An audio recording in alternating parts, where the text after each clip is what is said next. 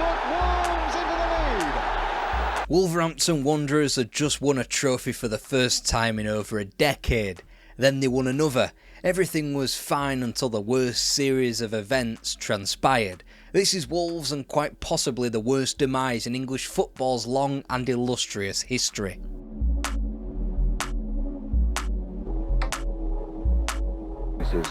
Including these two against Wolves. Millwall a bit stretched. Good drive. And it's going to go in there. It was a strange old start to the 1976-77 season, Wolves' first campaign in the second tier for nearly a decade. They began the campaign under the management of Bill McGarry's assistant Sammy Chung after McGarry had been sacked upon relegation. Chung steered the club to an undefeated start in his first 6 games before the season threatened to descend into madness. If they were slapping teams like Oldham and Carlisle for 4s and 5s, they were either conceding or scoring 6. Hereford falling victim while Southampton ran rampant at Molineux. Orient, Plymouth and Bristol Rovers would all feel the Wolves' wrath by the end of the year, and there was a First Division clash in all but name between two teams that really shouldn't have been down here, when Chelsea and Wolves traded 6 goals equally. And there we had our title contenders. Wolves' final defeat of 76 at home to Blackburn in November would be their last for almost 5 months in any competition.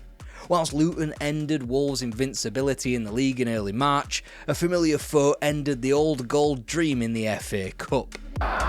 With the cross. By the end of April, Wolves' return to the top flight was picking up pace, Orient and Cardiff falling before the inevitable point at Plymouth on the final day of the month confirmed it. Coasting to the end of the season, Wolves' final day win over Bolton would have far-reaching ramifications. That would be the result that determined the third and final promoted club, Brian Clough's Nottingham Forest. Whilst they would go on to the unimaginable heights of a league title and 2 European Cups, Wolves alternatively did this. Glanced in there by Woodcock. Wide then for Carr.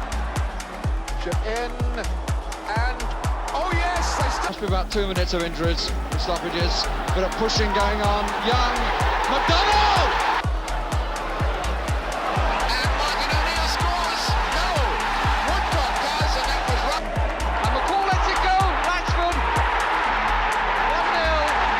And there's Alistair Brown. I think he miskicked, but he gets the goal anyway. It's 3-0. Through.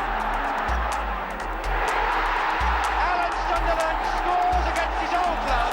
The league standings made for grim reading as a firm base set out in 1978 of 36 points and well clear of relegation was regressed upon the following year as Wolves sat 3 places closer to the drop, albeit in no real trouble. The League Cup meanwhile offered no solace through the immediate eliminations at the hands of teams as esteemed as Luton Town and Reading. And whilst the FA Cup did bring some time in the sunshine, that was snuffed out by the same team in both years, Arsenal, who completed a trilogy of cup finals in 1980, even if they weren't able to get at Wolves to complete another trilogy. Sammy Chung had long since been dispatched as Wolves manager, with John Barnwell in his place by November 1978. The 79-80 campaign offered promise. The season began with the opening of the Molineux stand. It was supposed to be a proud day for a proud club. Instead, it turned out to be a ticking time bomb. More on that one later.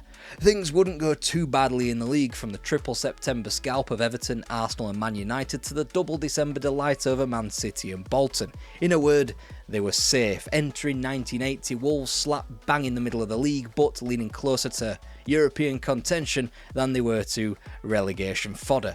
It was around Christmas though when the true promise of the season came to the attention of Molineux via the League Cup. Burnley had been snuck through in the second round, Crystal Palace the round after, before a replay was needed against QPR in the fourth and 2 replays against Grimsby were required in the fifth. The semi-final draw could scarcely have been kinder. With the European giants of Liverpool and Forest contesting one tie, Wolves would be handed mid-table 3rd Division side Swindon Town. Besides that low standing, however, the club had a bit of a reputation for being up for the League Cup, having shockingly won the Cup 11 years prior. Roland's goal came in the 13th minute and followed some brilliant work by Chris Kamara. It'd be Richards, who got the winning goal when Wolves last won the League Cup in 1974. The little snowflakes of fate had all slowly laid for what was all set to be an avalanche of a League Cup final at Wembley. For one, Wolves had an enormous unseen hand in creating their opponents, helping them up the second division ladder in '77. And secondly, after transferring from Aston Villa for megabucks that summer, Andy Gray and the 1980 League Cup final's fate rested on a completely different game. With an impending suspension to serve, the forwards' involvement at Wembley hinged on there not being a replay between Aston Villa and West Ham in the FA Cup.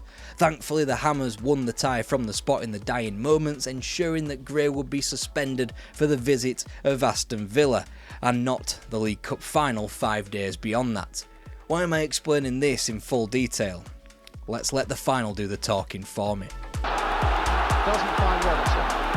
Daniel playing it towards Andy Gray. Could be interesting. And this is the goal. Andy Gray has scored it. Needham and Chilton got in a terrible mix. In tumultuous times, Wolves had scooped up their second trophy in 6 years. Not only that, they had secured themselves 6th place, going against the grain of Wembley distraction by only intensifying their form either side of the League Cup final. Wolves finished a mere point behind Forest, who eventually retained their European Cup. Whilst Forest would mill about the top half with much success, was the future bright, was the future orange at Molineux. Per merito di Brands, uno dei suoi soliti gol, ricorderete Brands. Tony Morley, the player making ground, and his cross comes shot, going in off Evelyn Hughes. Crooks is going through here. Oh, he's outpaced them. Crooks is there. Oh, yes! Stapleton. And Birtles. Magnificent goal. This by Villa again, full of confidence. Bremner. Shaw. Oh, and it came off Palmer. In a word, no. In 2 words, fuck no. Firstly, they torched their League Cup defence immediately against Cambridge United before tripping over the first hurdle in Europe, despite a win over PSV Eindhoven. One of these teams would win the European Cup by the end of the decade. It was not Wolves. These distractions paled into insignificance when factoring in a circuitous FA Cup run that took 2 games to eliminate each of Stoke, Watford and Borough before yet another replay against Spurs in the semi-final. Incredibly fortunate to be on the receiving end of a penalty to earn that replay in the first place, Spurs put Wolves out of their misery in the replay to comfortably book their place at Wembley. With the prospective opponents being a shaky Manchester City team, the difference in momentum would have become stark in the subsequent few years. As Spurs went on to win the FA Cup twice on the bounce and the UEFA Cup, Wolves' downward spiral continued. The 1981-82 season was a case of the same, scrabbling around in the wrong end of the table off the back of 6 defeats that encapsulated both December and January. They didn't even have a cup run to fall back on. It spelled the end of John Barnwell as manager, resigning in advance of a trip to White Hart Lane. Ian Greaves was the new man in the hot seat. Would his presence spark a new manager bounce? Now tries against Bradshaw and does. Oh, I say! Here's Galvin. Oh, he's done well to put it back. Beer! 3 to put it back to. Berry again with the challenge. Beer! Going in the middle. Crooks! Oh, what a header! Yeah. Barco! In 1 word, no. In 3 words, fucking hell, no. He'd got his first win later that month at home to Ipswich Town before adding a second in March against relegation rivals Leeds United. With that latest win, Wolves had clambered out of the drop zone by 2 points. 2 problems: it was now 3 points for a win and everybody had games in hand on them. So when they limped to 2 points from the next 4 in the league, Wolves had the worst points per game record in the league. An incredible week in mid-April appeared to be the all-important Molineux salvation, gaining 7 points from 3 against Forest, Man City and Birmingham.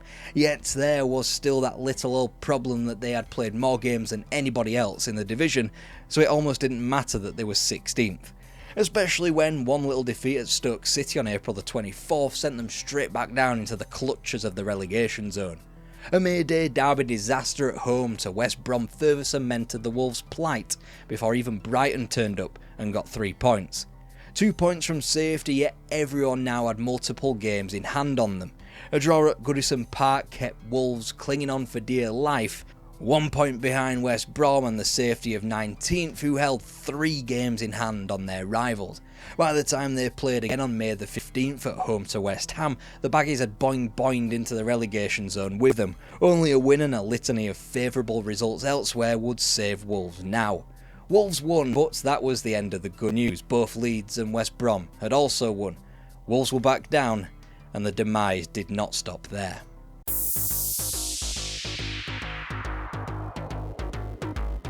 You see, the club had not only gotten relegated, but it was busy defaulting on a payment to Lloyds Bank, who had given them the cash to build the Molineux stand. 3 years after its grand opening, the reality was coming home to roost. June the 8th, 1982, an extraordinary general meeting was called to remove the chairman, Harry Marshall, because of this fuck-up. He would be saved by a shareholders' vote, only to leave 8 days later. Enter Doug Ellis, the Grim Reaper himself. He had the club enter receivership. After all, they owed Lloyds £1.85 million. They had 4 weeks to find a buyer, or Wolves were no more. In total, the liability stood at £2.5 million, with more losses projected to come in the subsequent season. The club was going to the wall. Sir Jack Hayward parachuted himself in from the Bahamas to help out. Not literally, he'd have died. The players dug in and immersed themselves in fundraiser after fundraiser when they ought to have been well drilled in pre-season training. 6 days out from the deadline, fresh hope came from a consortium led by a guy called Hope, Douglas Hope, as well as a former player, Derek Dugan. It was backed by investors from Manchester, a firm called Allied Properties. 4:30 p.m. on July 30th, 30 minutes from the deadline, talks break down. Wolves were no more. The club was all set to dissolve. Before 27 minutes later, literally 180 seconds away from doom, Wolves were back in the game. From extinction to the Express and Stars headline, Wolves go on playing in the matter of just 3 minutes. Derek Dugan was named chairman and got to work, sacking Jack Taylor, commercial manager, Phil Shaw, secretary, and finally Ian Greaves, the manager. What the Wolves fans received on the season opener at home to Blackburn was a hodgepodge of literal debutante kids, as young as David Wintersgill at 16 being shepherded through the game and season by older heads such as Kenny Hibbett and Andy Gray on the pitch and Graham Hawkins in the dugout.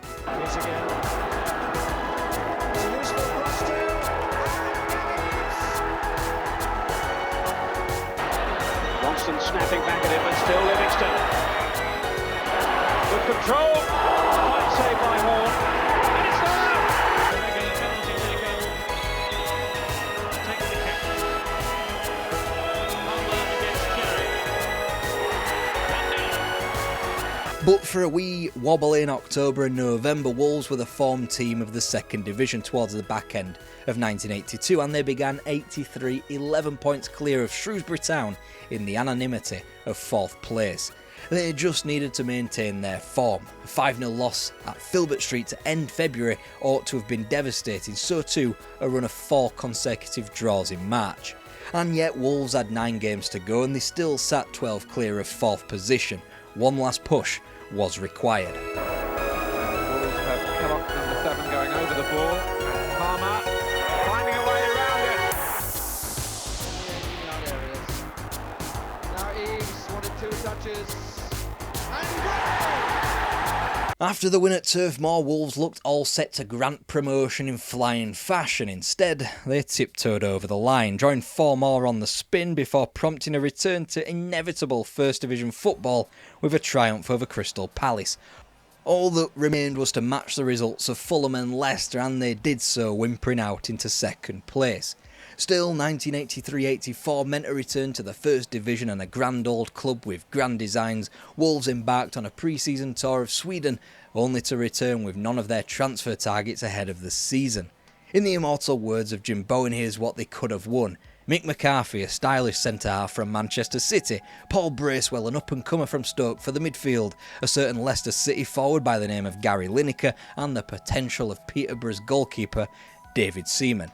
They signed Tony Towner instead, and the First Division campaign ahead promised to be a bit of a Tony Downer. The Wolves' defence had already conceded 14 goals before this game and were feeling generous again. Rangers first coming off John Gregory's knee. Time running out. Micklewhite the instigator, Allen the scorer. With nearly 200 league goals for the club in 3 years. and they brought in over 2 million. Rangers had to wait until the second half to turn their superior talent and tactics into goals.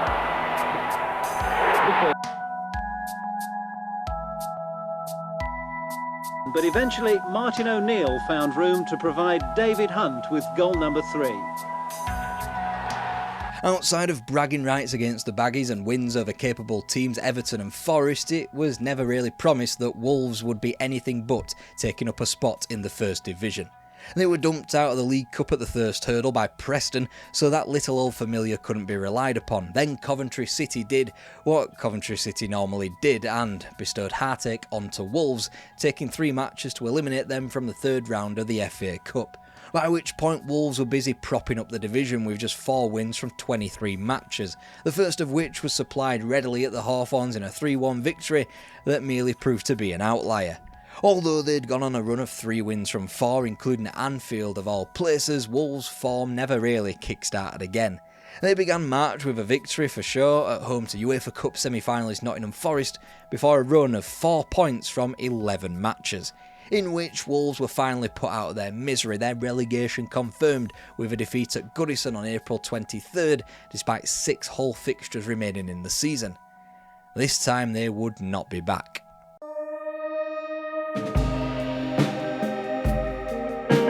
With the return to the second tier in 1984, Tommy Docherty was hired. If he could mobilise a club like Man United from the second tier, then surely he could do the same with Wolves a decade on. Immediately set about not getting on with club legend and chair Derek Dougan, which was fine because Dougan resigned by the January. The club was in a mess right down to the players having to train in their own clobber, and then the season had to begin.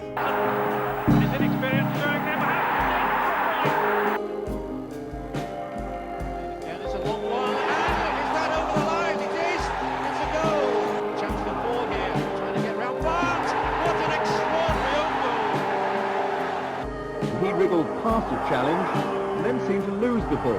Flowers got a hand to his shot, but the ball made it over the line. Fashanu and Harcourt drifted past one defender and calmly stroked the ball past Flowers. Flowers tangled with defender John Pender, and that left a gaping hole that Kevin Brock was only too glad to fill. As the Christmas trees went up, a whole new reality sunk in for Wolves. Between December 1st and April 6th, there wasn't a solitary victory that belonged to Wolverhampton Wanderers Football Club. A run that began with 7 defeats on the spin ended with 5 of the same, populated with only 5 draws in the middle, which left Wolves gasping for air in the drop zone by the time Shrewsbury Town turned up and took all 3 points from Molineux. A glimmer of fight was shown at Carlisle, Tony Evans scoring the winner. It left Wolves a point from safety with 6 to play. Typically they'd be subjected to further humiliations, Fulham and Brighton pairing up for 9 goals in a week, which saw Wolves not only plummet to the foot of the table, but barring a goal differential miracle, relegated. On May 6th, Wolves did their job, winning at home to Huddersfield through Alan Ainscough and Derek Ryan goals, and yet Middlesbrough's point at home to Birmingham sent Wolves down officially. Don't worry, it gets worse. That consortium, Allied Properties, who I said was financing the takeover in 1982 and I've not mentioned since, yeah, that was on purpose. It's because they were completely and utterly absent. Well, they faced a winding up order from a Finnish bank in May 1985. The players had not received their latest wages as a result, always a good sign when you're running a football club, and in the wake of the Valley Parade Stadium disaster, Molineux was subjected to fire safety regulations which closed down both the Waterloo Road and North Bank stands. They call it spiralling the drain.